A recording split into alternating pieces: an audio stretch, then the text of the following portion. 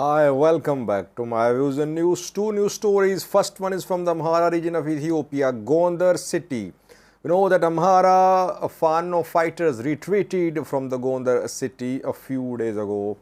Since then, curfew has been imposed in the city, ENDF patrolling the streets of Gondar. But it seems that Fano fighters could try to re-enter Gondar city. They have captured a key place close to Gondar city. They might try to make a move on Gondar once again.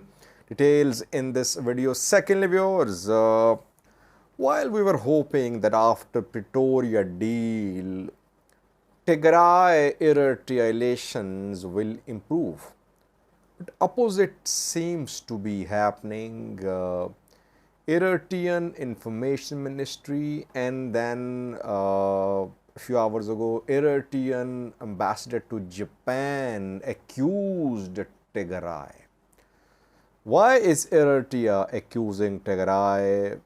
Is there any sign of reconciliation between the two sides? What is the reason behind new wave of criticism from Eritrea directed against Tigray?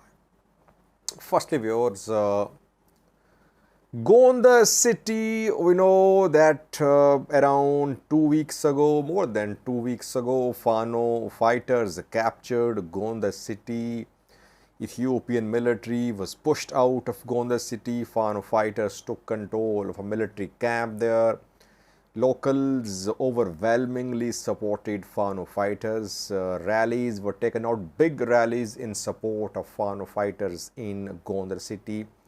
Then came an offensive, a military offensive from a northern side, from Dansha towards Gondar city, and Fano fighters tried to defend Gondar city. They could not. And Fano fighters retreated from Gonder and 5 other cities of the Amhara region. Military took back Gonder. Military imposed 14-day curfew, 2-week long curfew in Gonder and 5 other cities. Since then, military has been trying to consolidate its control of Gondar city. Meetings have been held. Meetings between locals and prosperity party officials, meetings between local elders and Ethiopian National Defense Force officers. And at a meeting, people protested when government officials, military leaders used strong language against Fano fighters. Overall, there is heavy deployment of Ethiopian military in Gondar city. Military is patrolling the streets. Azizo defense camp of I think Northwest Command of ENDF is back under ENDF control. But it seems Fano fighters could try to make a move on Gondar once again. They'll try to penetrate Gondar, I think. Yes, they might not try to capture entire Gondar city. I think in coming days, they'll try to enter Gondar city, maybe in the outskirts, but reportedly, they could try to move towards Gondar city from southern side. Tedda has come under Fano fighters' control. There was heavy fighting for the control of Tedda between Fano and ENDF in the last 3 to 4 days. Reportedly, Ethiopian military has withdrawn from Tedda and Fano fighters are there, firstly. Secondly, Fano fighters are based close to Azizo too, in the outskirts of Azizo. In Azizo, there is Ethiopian military's Northwest Command based. Military, I think, will launch a counteroffensive to dislodge Fano fighters from Tedda. But if Fano is not dislodged from Tedda, you'll see Fano fighters make a move into Gondar city from southern side. When Fano fighters retreated, they mainly retreated from Gondar city towards southern side, towards other sides too, but they try to hold on to their positions in southern direction. That is why they are able to capture Tadda. And now reportedly they are planning to make a move towards Gondar city. Maybe in the outskirts of Gondar city, they'll try to reach the Azizo defense camp too. What is the overall situation in Gondar city? What about public support for Fano fighters in Gondar? Fano fighters have public support in Gondar city. No one can deny that. Military trying to talk to people, talk to elders, but Fano still has lots of elements which are based in Gondar. Though we have not seen any explosions, any assassinations, any target killings in Gondar city after Fano fighters retreated from Gondar. We saw bomb explosions in Bahirdar. Their police chief came under an attack too near Miravi, but he managed to escape. In Gondar, we did not see any activity of Fano fighters after Fano fighters retreated from the city. But they have presence. They are trying to consolidate their control of areas around Gondar city. Meanwhile, ENDF obviously now is in a strong position because ENDF has managed to open the road Gondar to Sagadar road. Gondar to Dabat road is not under full control of Ethiopian National Defence Force.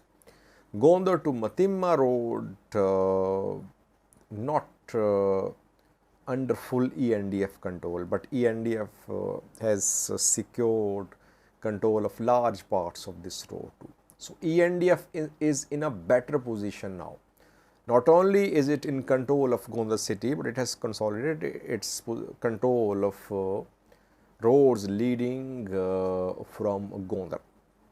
Fano fighters, I think, might not try to capture entire Gondar city, but they'll try to enter Gondar city for some small scale activity. That is what I have learned through some sources, and that is what on the ground situation seems to be.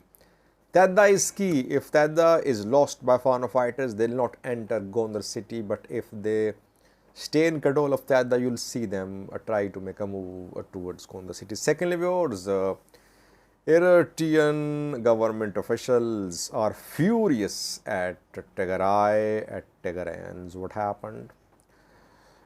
After the Pretoria deal, even before the Pretoria deal, I always called for dialogue. I said that Tigray and Eritrea should sit at the table. By Tigray and Eritrea, I mean Ethiopian Eritrea. But since Tigray is not in direct talks with Eritrean government, that is why I said Tigray and Eritrea. Tigray through Ethiopia should sit at the table with Eritrea. That is the way forward. Otherwise, we'll keep on seeing conflicts, misunderstandings, propaganda. So, though Pretoria deal was signed last year, but still the two sides keep on accusing each other. Tigray says its territories are under the control of Eritrean military. Eritrea denies. Now, a new source of a conflict between Tigray and Eritrea is the attack on Eritrean festivals abroad. We have seen several attacks on Eritrean festivals abroad this year, last year too.